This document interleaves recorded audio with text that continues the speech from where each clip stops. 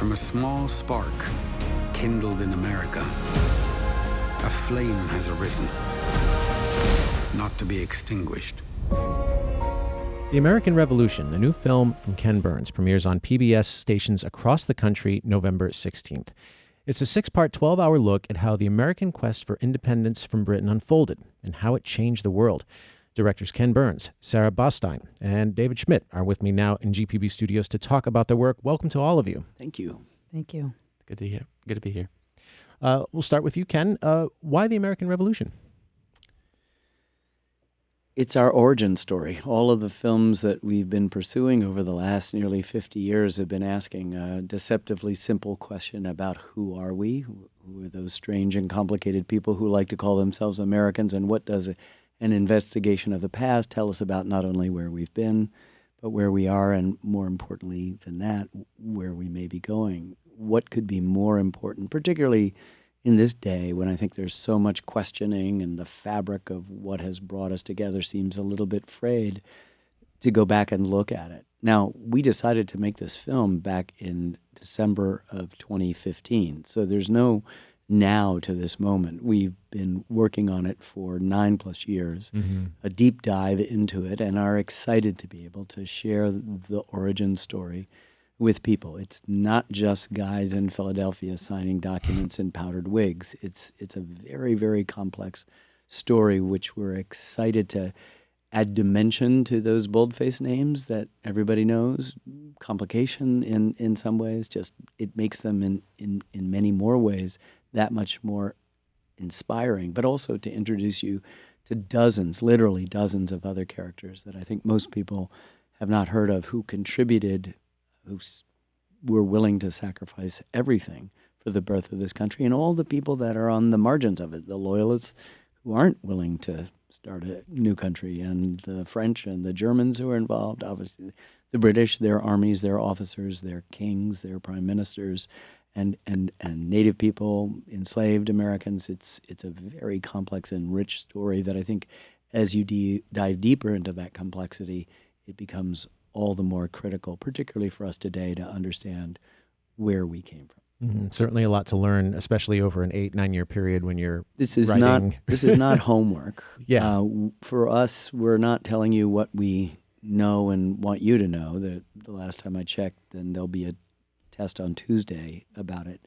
This is sharing with you our process of discovery, and it has been exhilarating in the extreme to get into the nooks and crannies. The military story, of course, this is a film called The American Revolution, but also the social and political, the geographic. I mean, in some ways, the main star of our film is the American landscape, this beautiful, beautiful country that everybody wants, whether it's Britain or France or Spain, whether it's native peoples who want to hang on to it, whether it's colonists who want to flow over the Appalachians and take more of it. It's really just a spectacular continent, and I think one of our big stars is the live cinematography that we've done over the last several years. And across all seasons. And across all seasons, and we've also, at the same time, because there are, of course, no photographs or newsreels, we've been obliged to follow the extraordinary groups of men and women and children who reenact, not just militias and continental soldiers, but British and French and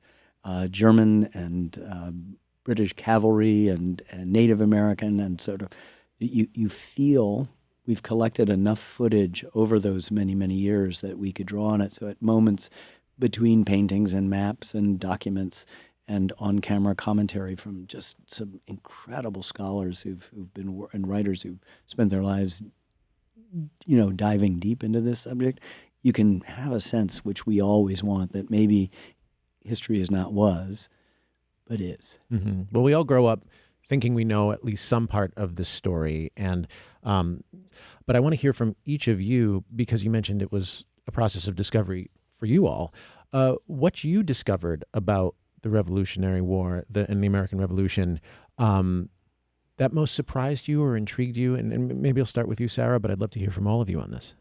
I think I'll speak for myself, and maybe for all three of us, that, as Ken was just saying, every day was actually filled with revelation and discovery, whether it was a simple fact like the war went on for 8 years. I think if you ask most people how long the revolution was fought, it would take them a while, and they definitely don't think it went on for 8 years.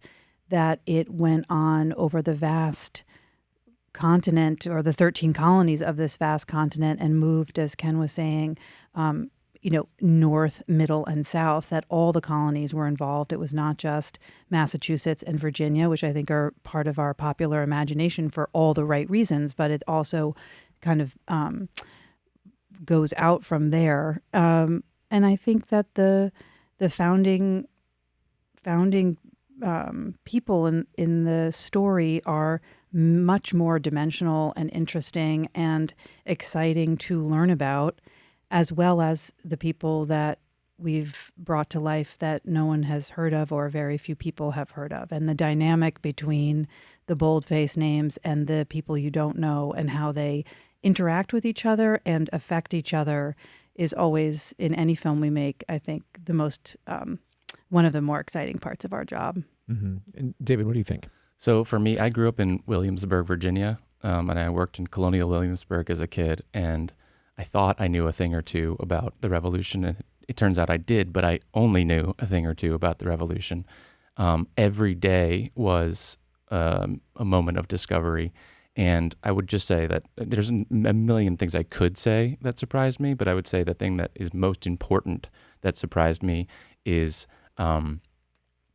what wasn't on the table at the start of the Revolution, and what it came to be about was not the goal of any of the colonists, or at least few of the colonists at the start, which is independence, nation-making, and the union of the states. None of those were the war aims when the first shots were fired, but quickly they became necessary in order to win the war. They had to bring the country together in order to have this coalition that could rival the British. They had to have some reason for unity, which became independence, and they also needed the support of the French, and independence offered that. And then, in order to bring along all aspects of the population, they had to make these promises for more inclusion in the democracy as they went. And that opened the door to so much more after the Revolution, but none of that was even on the table when they started. I just think they didn't have any idea how this would all come out. They all took a gamble on it, and that's just so cool and surprising to me. Mm-hmm. And how about you, Ken? Was there something particularly surprising? It was, as both Sarah and David said, a kind of daily revelation. You think you know, but really, if you think about it, with regard to the Revolution, you know about Lexington and Concord, which was 250 years ago, a month ago, as we record this.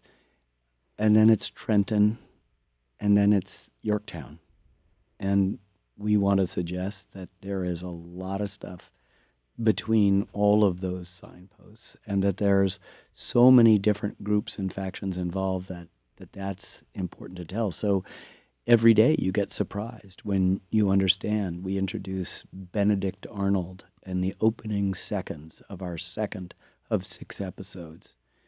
And it isn't until about a third of the way through the 6th and last episode that the reason why he is a hated figure in American history is revealed. Up to this point, he is one of the best generals Washington has, and Washington dispatches him to places where he needs a great general, and he is a great general. He's also a lot of other things, and those complications come through. So I think that adding, as Sarah was saying, the dimension to familiar people is the thing for us to learn. I mean, we don't have a country without George Washington, but if you poll people, their idea of George Washington is so superficial and so simplistic as almost to make him disappear because of, the tropes about him. And so it's nice to get a dimensional portrait of the guy who is more responsible for why we're sitting and talking here than anybody else. And it's also exciting in an age when we look forward to canceling or throwing out the apparent leaders and replacing them with a new set, that you never have to do that. And we've always hewed to that in all of our films for the last nearly 50 years, which we can create an environment in which everybody coexists because everybody was a dynamic part of the story. And so while you can point out complications and flaws and undertow to heroes, they don't disappear because of them. They become more sympathetic, perhaps, but also you can begin to appreciate at a much greater dimension who they are and what they mean. Sarah, did you want to? I was going to say, I think in all the films that we've worked on together, the heroes, to my mind, and I think I speak for Ken and I hope David, that heroes become more heroic when they're flawed. Mhm. They're more human, and it makes what they do, in my opinion, more heroic when they are not just one-dimensional. Mhm. There's a narrative dynamic that happens when the bottom-up stories meet the top-down stories, and it's a really wonderful narrative explosion that takes place, that you can, as Sarah's suggesting, understand the humanness of the more familiar people that we've heretofore put on pedestals and exist merely as statues or portraits on our coinage. But then there are people, a 15-year-old from Connecticut who joins the Army a few days after the Declaration of Independence, a 14-year-old fifer from Boston who's in it for a long time, a 10-year-old girl in Yorktown who spends the whole war more or less as a refugee, escaping the vulnerability of that town. And lots of other people in between that I think that we've, in the sort of shorthand that history often becomes for us, or in some ways the weapon that history becomes, you lose the dimensions to it. And we're very excited, and we've been working for so long in the archives, reading the diaries, talking to scholars who spent their life trying to understand certain dynamics of that, to tell what is one hell of a good story. I think. Yeah, but I didn't see this part in a preview, but I am curious, given what we've said about creating three-dimensional characters out of our historical figures. How did you handle Thomas Jefferson? Given that he was a slaveholder and he left a lot to be desired about how he treated the people he enslaved. So I made a biography in the 1990s on Thomas Jefferson, and we certainly went all the way there. Thomas Jefferson makes several appearances in this film, and most notably in the section on the writing of the Declaration. He knew slavery was wrong. He still distilled a century of Enlightenment thinking into the second most remarkable sentence after "I love you" in the English or American language that I know. And that's a really important contribution. So he exists with all of those represented there. And we're not going to toss him out, as I said, but we're also not going to let him off the hook. He's around. He's a dynamic part of it, but I think we've done him with greater dimension in other films because he was the central character in that, and now he's one of a huge hundreds of cast of characters here. I think approaching familiar names like Thomas Jefferson and George Washington in a moment where they're entirely uncertain about how this is all going to play out. And also, yes, they are big, bold names to us now, but Thomas Jefferson's a lawyer back then. He's relatively ordinary if you really think about it. He became bold-faced Thomas Jefferson. But so even for him, and then again, there's 3 million more people than him that inhabit what became the United States, in the original 13 former colonies that became the United States. All of those people have stories that you can begin to see yourself in and realize that if we don't look at them as just gilded statues of marbled men, well, then there's something that I can do in my own time potentially, or at least what would I have done in that time? And you can put yourself in the shoes of those people and begin to become a better citizen than you might otherwise be if you just see them as completely unapproachable, almost marble gods. They're not. They're people. They're flesh and blood. Mm-hmm. Wanted to ask you about starting the film with Native Americans, a little bit about the people who were here on this continent. What led you to that decision? It was a sort of an artistic desire more than one that had some sort of historical import to it. The story of Benjamin Franklin's sort of being impressed with what the Iroquois confederacy, which was a collection of first 5 and then 6 independent native nations put together a thing that they called the Haudenosaunee, a democracy that had flourished for centuries. And he thought maybe we should do this as we begin to have a kind of common, sense of ourselves as the new Americans, the British colonists here, and tries to model something on that. And that was elsewhere in our first episode, not that far, but into it. When I realized that maybe, and David and I had made a film on Benjamin Franklin a few years ago and had covered this same subject, that maybe had a centrality that we're dealing. If you reduce it, you ask the school kid or the adult why it happened, it's usually taxation and representation. It's a really good answer.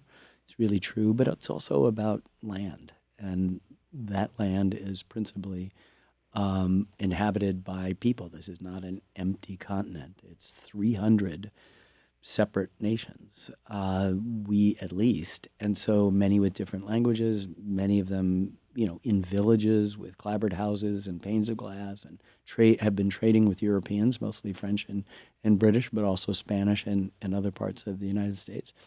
And they've got a big voice. And so I think it was a way to understand that we're not first on the land, and the idea is a human idea. And it's going to take, it's what Franklin tries, nobody was interested in. The colonies are like, no way we're giving up any of our autonomy. There is, Georgia is different from New Hampshire as, Poland is from England. When we don't kind of appreciate that at the beginning, which makes what David said, this kind of contingency. They don't know how it's going to turn out. And the chances of its success at the beginning at Lexington Green are 0. And so they're up against the biggest navy on earth, the most powerful navy on earth, and the most far-flung empire on earth. So wouldn't it be nice to add the dimension that most people are actually seeking a place to escape some of the vagaries of Europe, including being dependent, working someone else's land for thousands of years, and all of a sudden you've got a plot of land that you own and you can turn something into. And then there's a big kind of oops, because often that land is, not often, it is always, in every case, other people's land.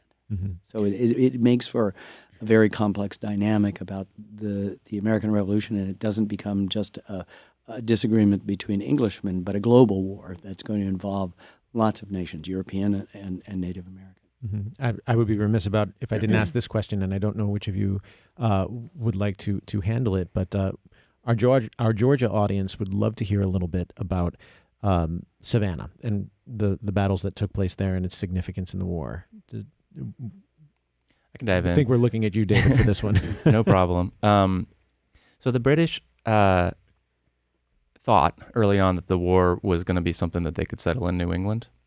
Turns out all of the 13 colonies that became the United States rallied to Boston's cause. They saw that as precedent setting. We can't let them blockade the port of Boston. We can't let them do this. So all of the states are beginning to send people north. They're not states yet. All of the colonies are beginning to send people north to become part of the Continental Army. So Georgia is invested from the beginning. So I just want to state that out front. Later in the war, after they've failed in New England and in the middle colonies, the British decide, and I think it might have made sense to do this sooner, that they might have been able to pick off Georgia, South Carolina, maybe North Carolina, and the important ports, particularly of Savannah and Charleston, which had real ties to the Caribbean economy, if they bring a big force south. And the first place they try that is at Savannah. And they take it in the very, very tail end of 1778. I think even after Christmas, Savannah falls. Shortly thereafter, in January of 1779, they go up the Savannah River and take Augusta.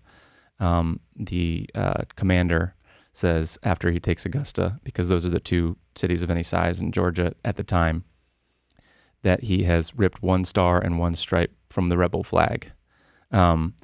That won't stay the case for too long, but Savannah will stay in the possession of the British until well after Yorktown. After Yorktown, there's 3 cities that are occupied by the British. There's Savannah, Charleston, and New York. And Savannah has 2 pretty major battles that happen there. Both are losses for the United States. So Georgia is important all the way through. But there are two major battles that take place at Savannah. The presumption is about Georgia that because they have their backs to native territory, that they are going to be more loyalists because they are more dependent on the British Army to protect them. And so there is the presumption in nearly every case that all you need to do is land a force, whether it's Massachusetts or New York or New Jersey or Georgia, and the population will come over to you. And because of this defense against native attack. And so it is initially true in Georgia, and they do capture those cities, but it's always in all the states a complicated dynamic because you end up essentially enforcing a martial military rule, which is the wrong direction to be going with these people who have experienced, 150 years of essentially laissez-faire attitude on the part of the British about how they conduct their lives, and they've come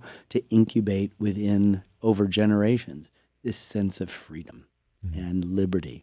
And the distance of 3,000 miles of the ocean is a big reason why this happens. Not just the time it takes for information to get, but the sense that we've been doing it and we know how to do it. Why are we suddenly being told how to do it? We're up against the clock, so I just want to end on this one last question, which is, in a time when, by some measures, American democracy is weakening, how do you hope the audience receives your film? Well, we don't make a film. We're storytellers. We don't make it with a sort of sense of what you should take away. But do you have hopes? Is there anything? Absolutely. I think this is an inspiring story. I don't think it's diminishing. I just think it is, as Jefferson understood, all experience has shown, he wrote in the Declaration, that mankind are more disposed to suffer while evils are sufferable. That means that everybody's been under a tyrant. Everybody's been a subject after this point. They've been superstitious peasants, and we're going to create a new thing, which are citizens. And to be a citizen is to be educated and to be virtuous and to participate in lifelong learning. They called it the pursuit of happiness. It wasn't a material thing they were after. They were talking about lifelong learning. So I think the reinvigoration of those initial concepts ought to give people energy to realize what the values were, what the sacrifices of a 14 and 15-year-old are going to be making. The willingness, as David said, to ask that questions. Which side would I be on? Would I be willing to die for an idea, right? To give my life up for something that's totally new in human history. These are big, big concepts, and we invented them. And it's to our credit, and I think it gives the possibility for all of us. We don't make this film for one particular group. We make it for everybody. And as I said before, we're umpires calling balls and strikes, so it's all there. The good, the bad, the ugly, and the strikeouts and the home runs. So it's there, and I think it's an incredibly inspiring topic. We, Sarah, David, and I will not work on a more important film than this one. It's called The American Revolution, and it premieres on PBS stations across the country on November 16th. Directors Ken Burns, Sarah Botstein, and David Schmidt, thank you so much for speaking with me. I really do appreciate it. Thank you. Thank you. And thanks for coming to GPB.